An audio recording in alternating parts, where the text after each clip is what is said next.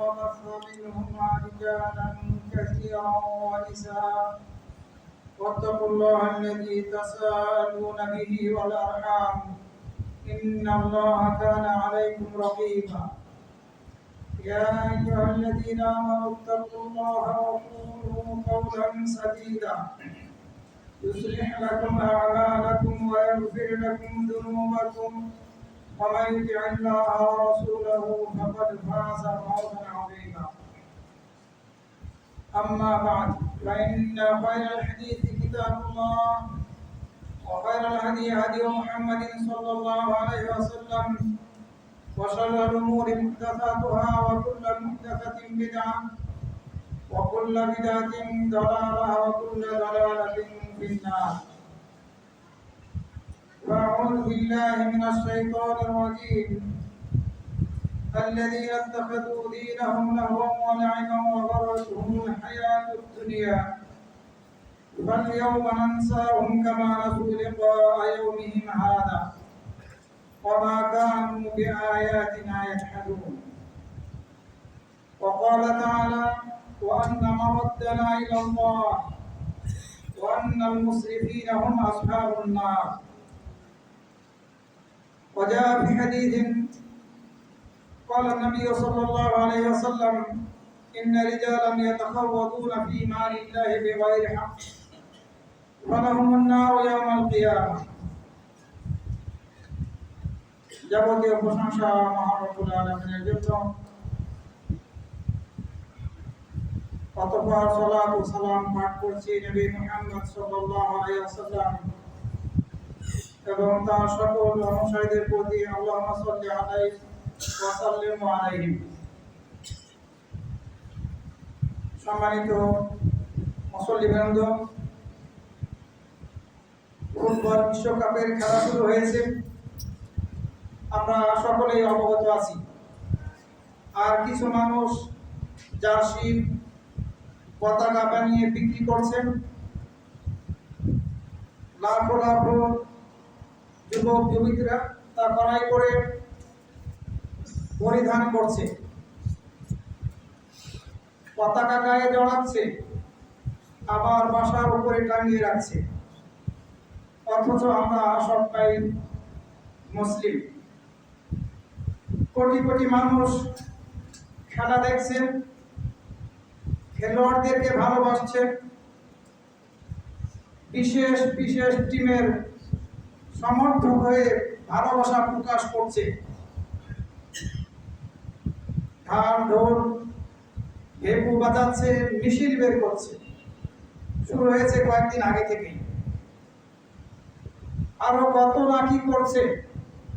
কেউ বলছে, কেউ বা ফেসবুক টুইটারে কিছু লিখছে, বিভিন্ন ধরনের লেখা লিখছে, আবার সেটার প্রতিবাদে অন্যরা পাল্টা লেখা লিখছে। দুনিয়ার মুসলিম অমুসলিম এই ফুটবল বিশ্বকাপ নিয়ে যেন মাতা, এটাই বাস্তবতা। সুতরাং আমি বিশেষভাবে মুসলিম যুবক যুবতীদের উদ্দেশ্যে বলবো, আজকে আমি আপনাদের সামনে সংক্ষেপে যে আলোচনা করব আপনাদের একটু মনোযোগ সহকারে শোনা উচিত। সম্মানিত মুসল্লিবৃন্দ, প্রথমত খেলা দুই প্রকারের। প্রথম প্রকারের খেলা হচ্ছে সেই সব খেলা যেগুলো জেহাদের জন্য সাহায্যকারী, জেহাদে সাহায্যকারী খেলা বা সাহায্যকারী খেলার প্রতিযোগিতার আয়োজন করা, জেহাদে সাহায্যকারী খেলার প্রতিযোগিতার আয়োজন করা, জ্ঞান শরীর জ্ঞান চর্চার ক্ষেত্রে প্রতিযোগিতার আয়োজন করা এবং এসব ক্ষেত্রে পুরস্কারের ব্যবস্থা রাখা, জেহাদে সাহায্যকারী খেলা এগুলো বৈধ। জেহাদে সাহায্যকারী প্রতিযোগিতা এগুলো বৈধ, জায়েজ। আপনি এই ধরনের প্রতিযোগিতার যদি ব্যবস্থা করা হয়, সেখানে যদি পুরস্কারের ঘোষণা দেওয়া হয়, টাকা পয়সার ব্যবস্থা থাকে, আপনি একজন অংশগ্রহণকারী হিসেবে নেকি লাভ করবেন, শর্ত হচ্ছে যদি আপনার নিয়তটা সঠিক থাকে যে আমি এই খেলায় অংশগ্রহণ করছি, এই প্রতিযোগিতায় অংশগ্রহণ করছি, যেভাবেই হোক না কেন উদ্দেশ্য হচ্ছে আল্লাহ সন্তুষ্টি লাভ করা। যেহেতু এই খেলার আয়োজন করা হচ্ছে জিহাদের জন্য, দ্বীনকে সাহায্য করা উদ্দেশ্য, নিয়ত যদি সঠিক থাকে তাহলে এই খেলা বৈধ জায়েজ। একাধিক হাদিস বর্ণিত হয়েছে, রাসূল সাল্লাল্লাহু আলাইহি ওয়াসাল্লাম হাদিসের মধ্যে বলেছেন লা সাবকা ইল্লা ফি খুফিন আও ফি হাফিরিন আও নাসলিন। প্রতিযোগিতায় বাজি ধরা যায় না তিনটি খেলা ছাড়া অন্য কোনো খেলার ক্ষেত্রে: ঘোড় দৌড়, উট দৌড় প্রতিযোগিতা এবং তীরন্দাজি প্রতিযোগিতা করা। এইসব জিহাদের উপকরণগুলোর স্থলাভিষিক্ত অন্যান্য উপকরণগুলো হয়ে গিয়েছে বর্তমানে। যদিও ঘোড়ার বিষয়টি জিহাদের সাথে বর্তমানেও সম্পৃক্ত রয়েছে, উটে দেখা মেলে না, গাড়ি এসেছে, বিভিন্ন ধরনের বিমান তৈরি করা হয়েছে, বিভিন্ন ধরনের অস্ত্র তৈরি হয়েছে। এগুলো এখন বর্তমান সময়ে যুদ্ধের উপকরণ হিসেবে ব্যবহার হচ্ছে। এসব কিছুর ক্ষেত্রে যদি প্রতিযোগিতার আয়োজন করা হয় আর পুরস্কার ঘোষণা করা হয় তাহলে এই পুরস্কারও বৈধ নিতে পারবে, এই প্রতিযোগিতাও বৈধ, হালাল হারাম নয়। দ্বিতীয় প্রকারের খেলাধুলা সেই সব খেলাধুলাগুলো যেগুলো জিহাদের ক্ষেত্রে সাহায্যকারী নয়, জিহাদ করার ক্ষেত্রে, আল্লাহর পথে জিহাদ করার ক্ষেত্রে সহযোগিতা করে না। এই খেলাধুলাগুলো প্রথমত দুই প্রকারের। প্রথম প্রকার হচ্ছে সুস্পষ্টভাবে কোরআন অথবা হাদিসের মধ্যে নিষেধাজ্ঞা জারি করা হয়েছে যে খেলা যাবে না বা হারাম, নিষিদ্ধ। যেসব খেলা জিহাদের উদ্দেশ্য, জিহাদকে সাহায্য করে না, এগুলো দুই প্রকারের। এক প্রকার হচ্ছে কোরআন অথবা হাদিস থেকে এই খেলাধুলার ব্যাপারে নিষেধাজ্ঞা এসেছে, নিষেধ করা হয়েছে। এ ধরনের কোনো খেলা থাকলে সেটি হারাম, যেমন লুডো খেলা। লুডো খেলা হারাম। এরপরে দাবা খেলা, লুডো এবং দাবার স্থলাভিষিক্ত যেসব খেলা হবে সেগুলো হারাম। সেটা মোবাইলের মাধ্যমে আপনি খেলুন অথবা দাগ টেনে মাটিতে অথবা কাগজের উপরে সেখানে আপনি খেলুন না, সেগুলো হারাম। রাসূল সাল্লাল্লাহু আলাইহি ওয়াসাল্লাম হাদিসের মধ্যে বলেছেন মান লা'iবা বিন নান্দাশির ফাকান্না সাবাকা ইয়াদাহু ফি লাহমি ফিনজিরিন ওয়া দামিহি। যে ব্যক্তি লুডো খেললো সে ব্যক্তি তার হাতকে শুকরের গোশতে এবং রক্তে ডুবালো। এর অর্থ কি? বৈধ না, বৈধ নয়, এটি হারাম। অন্য বর্ণনায় এসেছে রাসূল সাল্লাল্লাহু আলাইহি ওয়াসাল্লাম বলেছেন মান লাম ইয়াবিন নারদিন আও নারদিশির। যে ব্যক্তি লুডো খেলবে ফাকাদ আসাল্লাহ ওয়া রাসূলুহু, সে আল্লাহ এবং তার রাসূলের নাফরমানি করবে। যে লুডো খেললো সে আল্লাহ এবং তার নাফরমানি, রাসূলের নাফরমানি করলো। আব্দুল্লাহ ইবনে ওমর রাদিয়াল্লাহু আনহু বলেন আশ-শাতরানজু শাররুম মিনান নার। এই যে দাবা খেলা লুডোর চেয়ে বেশি নিকৃষ্ট, তিনি দাবা খেলতে নিষেধ করেছেন। সহিহ সূত্রে আব্দুল্লাহ ইবনে ওমর রাদিয়াল্লাহু আনহু থেকে বর্ণিত হয়েছে দাবা খেলাটা লুডোর চেয়েও বেশি নিকৃষ্ট। আর লুডোর ব্যাপারে রাসূল সাল্লাল্লাহু আলাইহি ওয়াসাল্লাম বলেছেন যে ব্যক্তি খেললো সে ব্যক্তি শুকরের গোশতে এবং রক্তে তার হাতকে ডুবালো, আল্লাহ এবং তার রাসূলের নাফরমানি করল। দ্বিতীয় প্রকারের খেলা যে ব্যাপারে না কোনো নির্দেশনা দেওয়া হয়েছে আবার না কোনো নিষেধাজ্ঞা জারি করা হয়েছে। নির্দেশনাও দেওয়া হয়নি, নিষেধাজ্ঞাও দেওয়া হয়নি, যেগুলো জিহাদের ক্ষেত্রে ব্যবহার হয় না, এগুলো দুই প্রকারের। সেই সব খেলা যেগুলো ব্যাপারে ইসলাম নিষেধ করেনি আবার খেলো তোমরা এ কথা বলেনি, এগুলো দুই প্রকারের।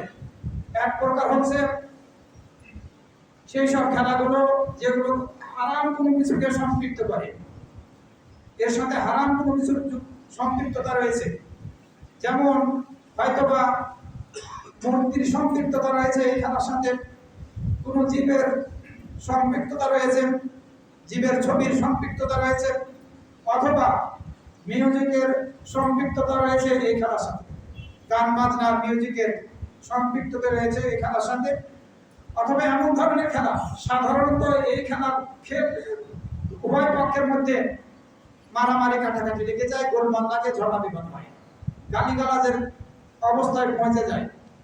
এ ধরনের খেলা যদি হয় তাহলে বলে সেটি হারাম, যদিও সে এ ব্যাপারে এই খেলার ব্যাপারে ইসলামে হাও করেনি, নাও করে।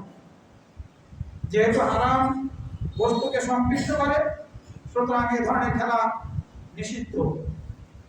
দ্বিতীয় প্রকারের খেলা যেগুলো হারাম কোনো কিছুকে সম্পৃক্ত করে না, না মূর্তির সাথে সম্পৃক্ত, না কোনো জীবের ছবির সাথে সম্পৃক্ত, না মিউজিকের সাথে সম্পৃক্ত, না অন্য কোনো হারাম কোনো কিছুর সাথে সম্পৃক্ত, এ ধরনের খেলা। যদি এ ধরনের খেলা থাকে তাহলে এই খেলার ব্যাপারে বলা যাবে না যে এটি হারাম। আমরা এই খেলার মধ্যে ফুটবলকে অন্তর্ভুক্ত করতে পারি প্রাথমিক পর্যায়ে, তবে অপেক্ষা করব। প্রাথমিক পর্যায়ে ফুটবলকে, টেবিল টেনিসকে, এগুলোকে আমরা অন্তর্ভুক্ত করতে পারি, ভলিবলকে এর অন্তর্ভুক্ত করতে পারি, তবে শর্ত সাপেক্ষে। এই ফুটবল খেলা, ভলিবল খেলা, টেবিল টেনিস খেলা এগুলো আপনি খেলতে পারবেন, কিছু শর্ত আছে। 1 নম্বর শর্ত হচ্ছে জুয়ার সাথে যাতে সম্পৃক্ত না হয়। বিনিময় আপনাকে কেউ দিতেও পারবে না, আপনি নিতেও পারবেন না, বিনিময় ছাড়া আপনি খেলছেন। 2 নম্বর শর্ত হচ্ছে, 1 নম্বর শর্ত যে বিনিময়, এটি হচ্ছে জুয়া। আমি জিতে গেলে আমি নিব, তুমি জিতে গেলে তুমি নিবে, অথবা কম বেশি করে পুরস্কার ঘোষণা করা হবে। সূরা আল মায়েদার 90 নম্বর আয়াত যদি আমরা পড়ি তাহলে খুব সহজেই স্পষ্টভাবে বুঝতে পারবো। আল্লাহ রাব্বুল আলামিন ঈমানদারদের উদ্দেশ্যে বলছেন, হে ঈমানদারগণ, মদ, জুয়া, মূর্তি, ভাগ্য নির্ণয়ের তীর, এগুলো বস্তুত শয়তানের একটি ঘৃণ্য কাজ। অতএব তোমরা এসব থেকে দূরে থাকো যাতে তোমরা সফল হতে পারো। আল্লাহ রাব্বুল আলামিন কথা বলেন। ফুটবল খেলা, ভলিবল খেলা, হাডুডু খেলা বা এই ধরনের যেসব খেলাধুলা আছে, যদি বিনিময় হয় তবে সেটি হয়। দ্বিতীয় শর্ত হচ্ছে আল্লাহর জিকির থেকে যেসব ইবাদত ওয়াজিব, ফরজ, এইসব ইবাদত থেকে দূরে সরাবে না, এর নিশ্চয়তা থাকতে হবে। যদি এর নিশ্চয়তা থাকে যে এইসব খেলাধুলা আল্লাহকে স্মরণ করা থেকে, সালাত থেকে, অন্যান্য ইবাদত থেকে আপনাকে আমাকে দূরে সরাবে না, তাহলে জায়েজ হতে পারে। আল্লাহ রাব্বুল আলামিন সূরা মায়েদার 91 নম্বর আয়াতের মধ্যে বলেন, ইন্নামা ইরিদু শাইতানু আন ইউকিয়া বাইনাকুম আল-আদাওয়াতা ওয়াল বাগদা ফিল খামরি ওয়াল মাইসিরি ওয়া ইয়াসুদ্দুকুম আন যিকরিল্লাহি ওয়া আনিস সালাহ। বস্তুত মদ ও জুয়ার মাধ্যমে শয়তান চায় তোমাদের পরস্পরের মধ্যে শত্রুতা ও বিদ্বেষ সৃষ্টি করতে এবং তোমাদেরকে আল্লাহর স্মরণ ও নামাজ থেকে বিরত রাখতে। বর্তমানে যে বিশ্বকাপ, ফুটবল বিশ্বকাপ, এটি কোনটির মধ্যে পড়ে আপনারা একটু চিন্তা করলে বের করতে পারবেন। 3 নম্বরের শর্ত হচ্ছে আওরা, গুপ্তাঙ্গ যাতে প্রকাশ না পায়। গুপ্তাঙ্গ হচ্ছে পুরুষদের ক্ষেত্রে নাভি থেকে হাঁটু পর্যন্ত, এটা যাতে প্রকাশ না পায়। যদি প্রকাশ পায় এ ধরনের খেলা খেলাও যাবে না, দেখতেও পারবেন না।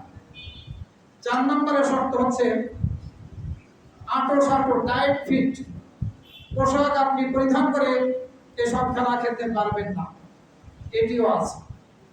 5 নম্বরের শর্ত হচ্ছে নারী পুরুষের সংমিশ্রণ যাতে না থাকে। নারী পুরুষের সংমিশ্রণ থাকে, আছে, এটাই বাস্তবতা। আপনি ছেলে মেয়েকে নিয়ে একসাথে এই ফুটবল খেলা দেখতে পারবেন না, ওই রুচিতে কোনো ইমানদার ব্যক্তি ধরবে না, এটাই স্বাভাবিক। গ্যালারির দিকে যদি আপনি তাকান, বারবার ওই ফুটেজ আপনাকে দেখানো হবে আর আপনাকে লজ্জিত করবে, যেহেতু আপনি আপনার পরিবার নিয়ে ওই খেলা দেখছেন। এরপরে 6 নম্বরের শর্ত হচ্ছে খেলাটা এরূপ হতে হবে যেটি আগেই বলা হয়েছে, যে এই খেলার কারণে পরস্পরের মধ্যে মারামারি, কাটাকাটি, হিংসা, বিদ্বেষ যাতে ছড়িয়ে না পড়ে। আমাদের সমাজের মধ্যে অমুসলিম দেশকে, খেলোয়াড়দেরকে সাপোর্ট করার ফলে পরস্পরের মধ্যে মারামারি লেগে যায়, এমনকি মৃত্যুও ঘটে। আরো একটি গুরুত্বপূর্ণ শর্ত হচ্ছে সময়। যদি আগের 6টা শর্ত যেগুলো আছে এগুলো থেকে বেঁচে থাকতে পারলাম, ধরে নিলাম, সপ্তম নম্বরের শর্ত হচ্ছে আপনি এমন সময় ধরে খেলতে পারবেন না, এত সময় ধরে খেলতে পারবেন না যেটা অপচয়ের অন্তর্ভুক্ত হবে। সেসব শর্ত অনুপস্থিত থাকতেই হবে। আবার আপনি খেলবেন আপনার শরীরের জন্য, শরীর চর্চার জন্য যতটুকু সময় খেললে আপনার জন্য যথেষ্ট হবে এতটুকু। সাধারণ নলেজে যে সময়টাকে আমরা অপচয়ের অন্তর্ভুক্ত গণ্য করবো ওই সময় ধরে খেলা যাবে না। যেমন ক্রিকেট খেলা হারাম, ক্রিকেট খেলার মাধ্যমে অর্থ উপার্জন করা ভালো। আল্লাহ রাব্বুল আলামিন সূরা আল-আনাফের 51 নম্বর আয়াতের মধ্যে বলছেন, আল্লাযীনা ইত্তাখাযু দীনাহুম লাহওয়া ওয়া লাইবা ওয়া গাররাতহুমুল হায়াতুদ দুনিয়া ফাল-ইয়াওমা নানসাহুম কামা নাসু লিকা ইয়াওমিহিম হাযা। যারা তাদের ধর্মকে খেলাধুলা এবং আমোদ প্রমোদ বানিয়ে ফেলেছে এবং যাদেরকে এই দুনিয়ার জীবন প্রতারিত করছে, ফাল-ইয়াওমা নানসাহুম, আমি তাদেরকে ছেড়ে দেব। নানসার অর্থ হচ্ছে আমি তাদেরকে ভুলে যাব। আল্লাহ বলছেন, কিন্তু আল্লাহ খুব কিছু ভুলে যান না। আল্লাহ তাদেরকে জাহান্নামে ছেড়ে দিবেন। ফালিয়াওমা নানসাহুম কামা নাসু লিকা ইয়াওমিহিম হাযা, যেমনি ভাবে তারা দুনিয়াতে আমার ইবাদত করাকে ছেড়ে দিয়েছিল। আল্লাহ রাব্বুল আলামিন কিয়ামত দিবসে ভুলে যাবেন এভাবে যে এদের পাশে থাকবেন না, আল্লাহ রাব্বুল আলামিন তাদেরকে সহযোগিতা করবেন। আমরা যদি এ ধরনের খেল তামাশায় মত্ত হই তাহলে কিয়ামত দিবসে আমাদেরকে বিপদের সম্মুখীন হতেই হবে। সম্মানিত মুসল্লিবৃন্দ, এখন আপনি বিচার করুন, এই ফুটবল বিশ্বকাপ পায়ে ধরার জাতীয় ফুটবল টুর্নামেন্ট আপনি দেখতে পারবেন কি পারবেন না? দেখতে পারবেন কিভাবে?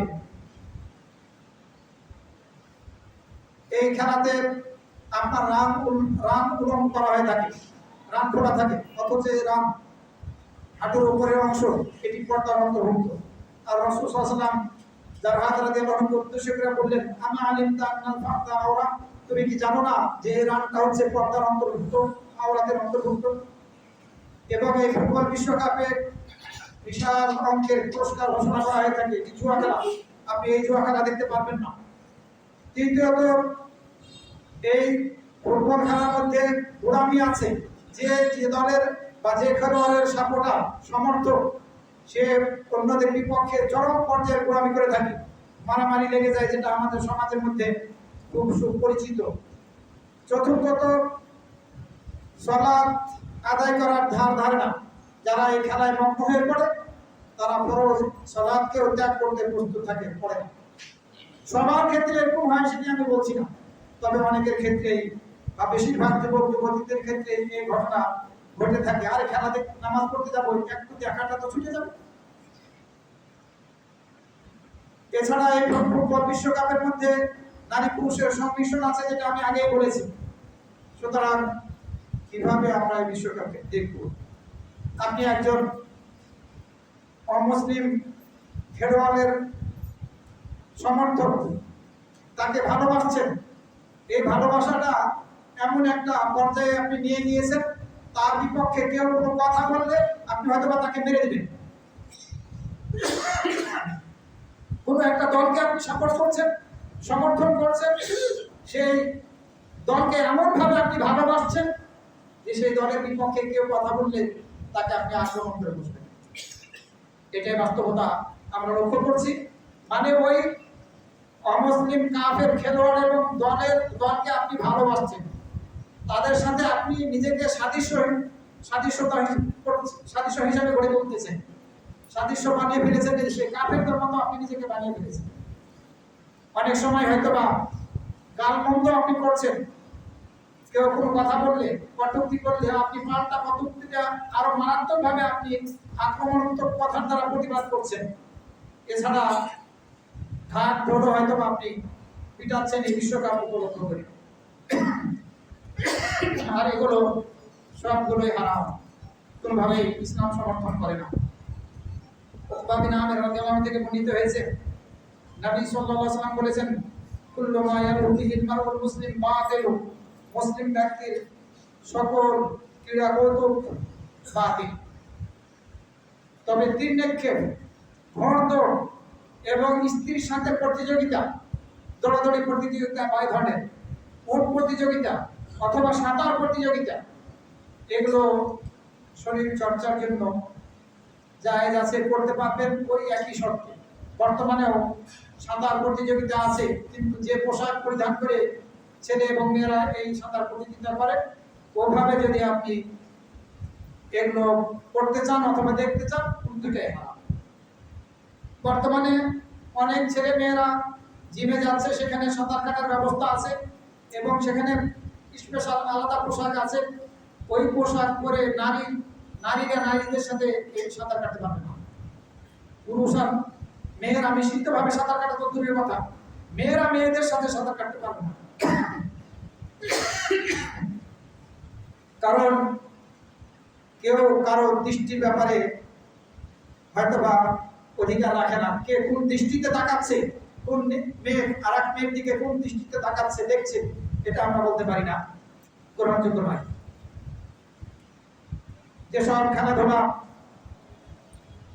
আল্লাহর জিকির থেকে দূরে সরিয়ে রাখবে, এ ধরনের সব খেলাধুলা হারাম এবং সেগুলোতে আমরা অংশগ্রহণ করতে পারবো না, সেগুলো নিষিদ্ধ করার অন্তর্ভুক্ত।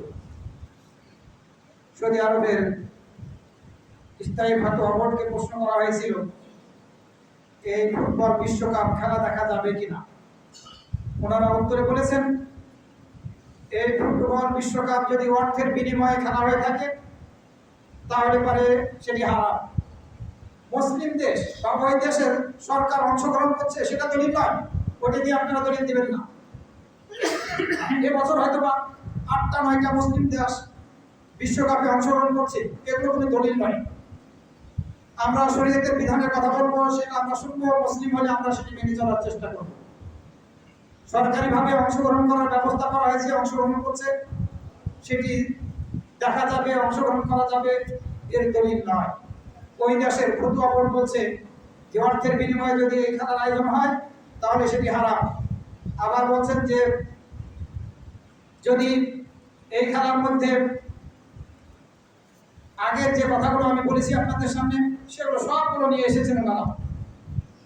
যদি আওরাত গুপ্তাঙ্গ প্রকাশিত পায়, নারী পুরুষের সংমিশ্রণ ঘটে এবং বাদ্যযন্ত্রের ব্যবহার থাকে, তাহলে এই ফুটবল বিশ্বকাপ দেখাও হারাম। সকলে আছে।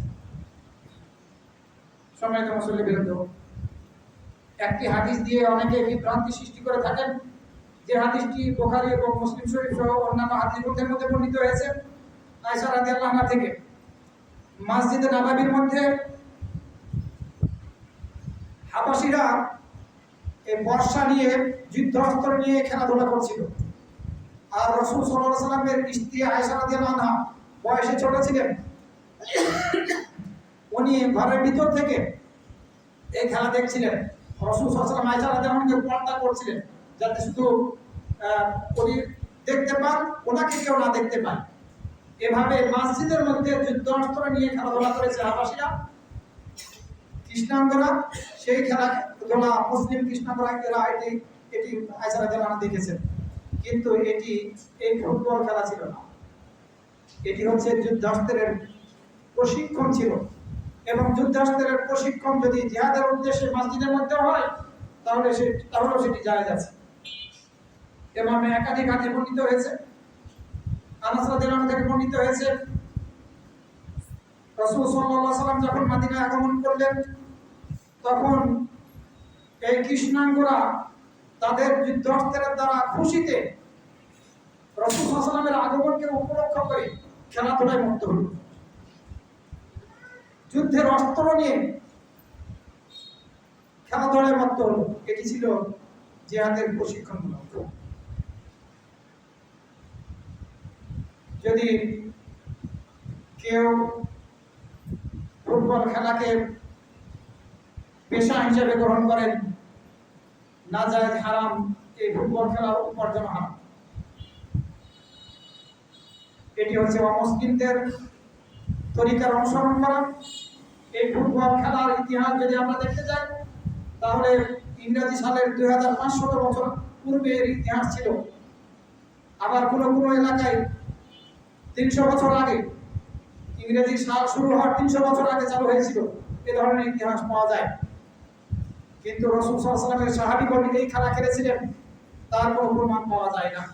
সুতরাং এই ধরনের খেলা থেকে আমাদেরকে বিরত থাকতে হবে। কোনোভাবে আমরা এই ফুটবল খেলা যেভাবে খেলা হচ্ছে এভাবে অংশগ্রহণ করব না, যেভাবে খেলা হচ্ছে সেভাবে আমরা দেখব না।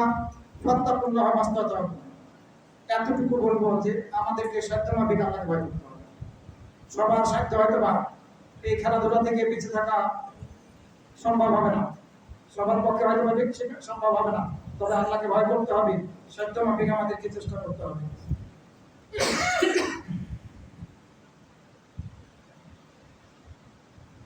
আপনি যদি কোনো খেলোয়াড়কে ভালোবাসেন, কোনো টিমকে ভালোবাসেন, কাফেরদের কোনো টিমকে ভালোবাসেন, তাহলে মনে রাখবেন আপনি তাদেরই অন্তর্ভুক্ত হবেন। আর আপনি যদি আল্লাহ এবং শেষ দিবসের প্রতি ঈমান এনে থাকেন, তাহলে যারা আল্লাহ এবং তার রাসূলের বিরুদ্ধাচরণ করে তাদেরকে আপনি ভালোবাসতে পারেন না। যদিও তারা আপনার বাবা মা, ছেলে মেয়ে, ভাই ভাই, নিকটাত্মীয় হয়, তবুও আপনি তাদেরকে ভালোবাসতে পারেন না যদি আল্লাহ এবং তার রাসূলের বিরুদ্ধাচরণ তারা করে। যদি আপনি আল্লাহ এবং শেষ দিবসের প্রতি ঈমান এনেন, সূরা আল-মুজাদালার 22 নম্বর আয়াতের মধ্যে আল্লাহ কথা বলেছেন, আপনি পাবেন না আল্লাহ ও আখিরাতের উপর ঈমানদার এমন কোন সম্প্রদায় যারা ভালোবাসে তাদেরকে, যারা আল্লাহ ও তার রাসূলের বিরুদ্ধাচরণ করে। ঈমানদারদেরকে আপনি পাবেন না যে যারা আল্লাহ এবং রাসূলের বিরুদ্ধাচরণ করে তাদেরকে ভালোবাসছে। সুতরাং আমরা যদি নিজেদেরকে ঈমানদার হিসেবে দাবি করি, আল্লাহ এবং শেষ দিবসের প্রতি ঈমান এনে থাকি, তাহলে এইসব খেলোয়াড় বা টিমকে ভালোবাসা থেকে আমাদেরকে দূরে সরে আসতে হবে।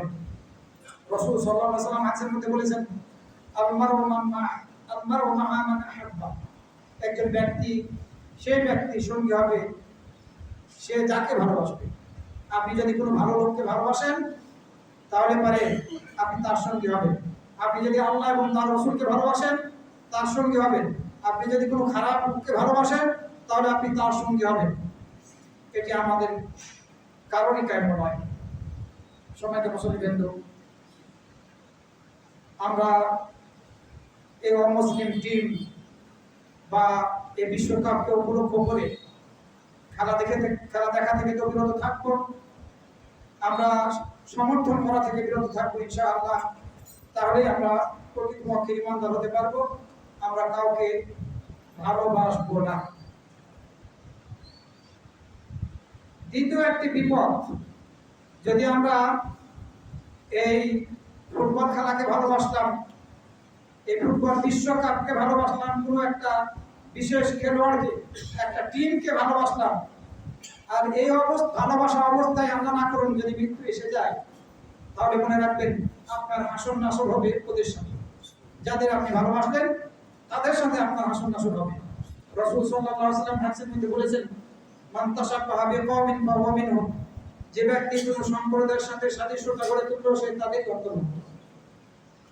এছাড়া রাসূল সাল্লাল্লাহু আলাইহি ওয়াসাল্লাম বলেছেন, ওয়ালা ইয়াতাওয়াল্লাহু আবদুন ফায়ুওয়াল্লিহি গায়রাহু, কেউ যদি কোনো বান্দা যদি আল্লাহকে ভালো না বেশে আল্লাহকে বন্ধু হিসেবে গ্রহণ না করে, তাহলে আল্লাহ তাকে অন্যের বন্ধু বানিয়ে নেবেন। আপনি যখন আল্লাহকে ভালো না বাসবো, তখন আপনাকে আমাকে আল্লাহর উপরে অন্যকে ভালোবাসার পাত্র বানিয়ে দিবেন। আমাদেরকে আপনাকে ভালোবাসতে হবে, অন্যদেরকে ভালোবাসা যাবে না। এছাড়া রাসূল বললেন, ওয়ালা ইউহিব্বু রাজুলুন কওমান ইল্লা হুশিরা মা'আহুম, যে ব্যক্তি কোনো সম্প্রদায়কে ভালোবাসবে তাকে তাদের সাথে উঠানো হবে কিয়ামত দিবসে। লা ইউহিব্বু রাজুলুন কওমান ইল্লা জাআ মা'আহুম ইয়াওমাল কিয়ামah, কোনো ব্যক্তি যদি কোনো সম্প্রদায়কে ভালোবাসে, কোনো ব্যক্তিকে ভালোবাসে, তাহলে তাদের সাথে কিয়ামতের দিন তার আগমন ঘটবে, উঠবে সে কিয়ামতের দিন তাদের সাথে। সুতরাং আমাদেরকে সাবধানতা অবলম্বন করতে হবে। তৃতীয় বিপদ হচ্ছে এই ফুটবল বিশ্বকাপের ক্ষেত্রে যেটি হাজার হাজার বা লাখো লাখো মুসলিম যুবকরাও সম্পৃক্ত জড়িত, সেটি হচ্ছে অপচয়। অপচয় করা হচ্ছে পতাকা বানিয়ে জার্সি তৈরি করে ওর জার্সি শরীরে পরিধান করে এই অপচয় করা হচ্ছে। আর এই অপচয়ের পরিণতিটা খুবই মারাত্মক, আমরা সবাই জানি। এই অপচয়টা শুধুমাত্র টাকা পয়সা অপচয়ের ক্ষেত্রেই হয়, বিষয়টি এমন নয়। সময়ের অপচয়ের ক্ষেত্রে হয়, টাকা পয়সার অপচয়ের ক্ষেত্রে হয়, বিভিন্নভাবে অপচয় করা হয়, কর্মের দ্বারা হয়। আমাদেরকে এই অপচয় করা থেকে বেঁচে থাকতে হবে। আপনি যদি আল্লাহর পথে খরচা না করে অন্য কোনো পথে খরচা করেন, আপনি যদি আল্লাহর আনুগত্যের ক্ষেত্রে খরচা না করে অন্য কোনো পথে খরচা করেন, তাহলে সেটি হচ্ছে অপচয়, সেটি হচ্ছে ইসরাফ।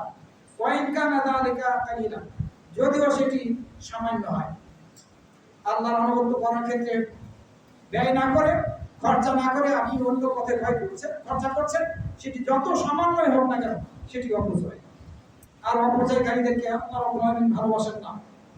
আল্লাহ রাব্বুল আলামিন বলেন, ওয়াকুলু ওয়াশরাবু, তোমরা খাও আর পান করো, ওয়ালা তুসরিফু, আর তোমরা ইসরাফ করো না, অপচয় করো না।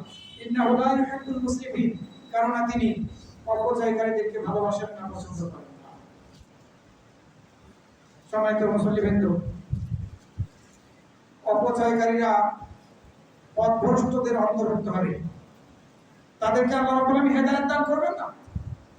সূরা গাফিরের 28 নম্বর আয়াতের মধ্যে আল্লাহ রাব্বুল আলামিন বলেন, ইন্নাল্লাহা লা ইয়াহদি মান হুয়া মুসরিফুন কাযযাব, নিশ্চয়ই আল্লাহ রাব্বুল আলামিন হেদায়েত দান করেন না সেই ব্যক্তিকে যে ব্যক্তি মহামৃত্যু অপচয়কারী। সুতরাং আমাদেরকে এই অপচয় করা থেকে বেঁচে থাকতে হবে, কোনোভাবেই যাতে আমরা অপচয়ের সাথে নিজেদেরকে যুক্ত না করি। এই ধরনের বিশ্বকাপের ফ্ল্যাগ কিনে বাড়ির উপরে টাঙ্গিয়ে রাখার দ্বারা, অথবা জার্সি কিনে সেটি প্রদান করা। সম্মানিত মুসল্লিবৃন্দ, আতা ইবনে আবি রবাহ রাহিমাহুল্লাহ বলেন, নুহমানিল ইসলাম ফি কুল্লি শাই, প্রত্যেকটা জিনিসের ক্ষেত্রে ইসরাফকে নিষিদ্ধ করা হয়েছে, হারাম করা হয়েছে। খানা পিনা থেকে শুরু করে প্রত্যেকটা ক্ষেত্রে ইসরাফ করাকে হারাম করা হয়েছে। রাসূল সাল্লাল্লাহু আলাইহি ওয়াসাল্লাম হাদিসের মধ্যে বলেন, কুলু ওয়া তাসাদ্দাকু, তোমরা খাও আর সাদাকা করো। ওয়ালবিসু, তোমরা পোশাক পরিধান করো। ফি গায়রি ইসরাফিন, অপচয় করা ছাড়া, ওয়ালা মাখিলাতি, অহংকার করা ছাড়া। প্রত্যেকটা পোশাকের ক্ষেত্রেও অপচয় হয়ে থাকে। এই অপচয়কারীদের শাস্তি কি? অপচয়কারীরা শয়তানের ভাই। আল্লাহ রাব্বুল আলামিন সূরা আল-ইসরা 27 নম্বর আয়াতের মধ্যে বলেছেন, ইন্নাল মুবাদদিরিনা কানু ইয়াকুনা শায়াতিন ওয়া কানা শাইতানু লিরাব্বিহি কাফুরা, নিশ্চয় অপচয়কারীরা